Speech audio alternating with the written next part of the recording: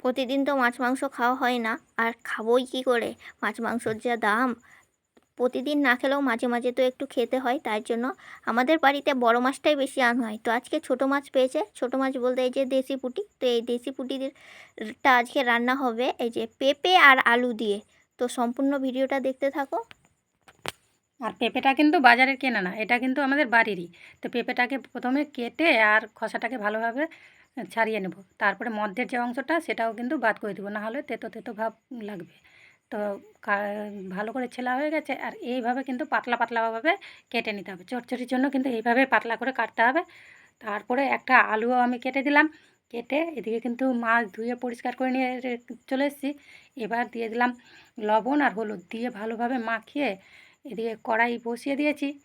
আর কড়াইয়ে কিন্তু গরম হয়ে গেছে। এবার সর্ষের তেল দিয়ে দেবো, আর দিয়ে তেল ভালো করে গরম হয়ে গেছে। এবার দিয়ে দেবো মাছগুলো কিন্তু এপিট ওপিট করে ভালো করে কড়া করে ভাজতে হবে। যেহেতু ছোটো মাছ বেশি না ভাজলেও চলবে, কিন্তু পুঁটি মাছটা সাইজটা একটু বড় ছিল বলে একটু ভালো করে ভাজছি।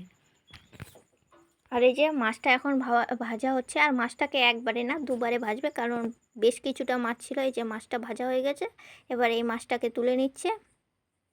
আর কার কার এই পাতলা পাতলা করে পেঁপে আর পাতলা পাতলা করে আলু কেটে চচ্চড়ি ভালো লাগে, অবশ্যই আমাদের কমেন্টে জানিও।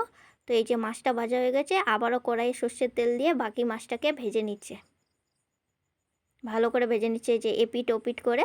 আর এই পুঁটি মাছটা খেতে কিন্তু আমার ভালোই লাগে, পুঁটি মাছটা খেতে মানে খুবই ভালো লাগে।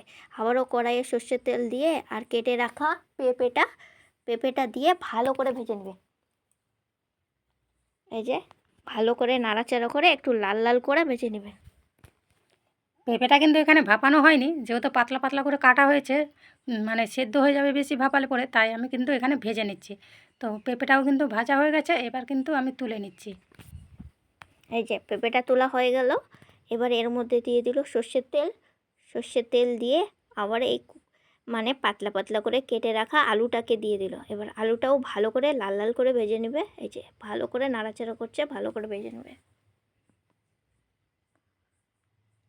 আর কড়াইটা বেশ গরম হয়ে গেছিলো, তাই একটু ধোয়া উঠছিল। আর এই যে আলুটাকে ভাজা হচ্ছে, আলুটা হালকা ভাজা হয়ে গেলে এর মধ্যে দিয়ে দিল পেঁয়াজ কুচি দিয়ে এবার এটাকে আরও একটু ভালো করে ভেজে নিচ্ছে। এই যে ভাজাই হচ্ছে, ভাজা হয়েই গেছে। এর মধ্যে দিয়ে দিল হলুদ গুঁড়ো দিয়েও আবার ভালো করে নাড়াচাড়া করে নিচ্ছে। হলুদ গুঁড়ো দিয়ে কিন্তু ভালোভাবে নাড়াচাড়া করে ভেজে নিয়েছি। আর আলু আর পেঁয়াজটাও ভালো করে ভাজা হয়ে গেছে। তারপরে দিয়ে দিলাম বেটে রাখা মশলা যা আমরা রোজকার ব্যবহার করি সেটাই। তার মধ্যে একটু জল দিয়ে ভালোভাবে মশলাটাকে কষাতে লাগলাম। ভালোভাবে কষে নিতে হবে, যেহেতু কাঁচা গন্ধটা যেহেতু না থাকে। আর এই যে মশলাটাকে কষানো হচ্ছে, একটু হালকা হালকা করেই কষানো হচ্ছে, কারণ এই যে আলু আর পেঁপেটা যে পাতলা পাতলা করে কাটা হয়েছে তার জন্য এটা ঘেটে যাবে।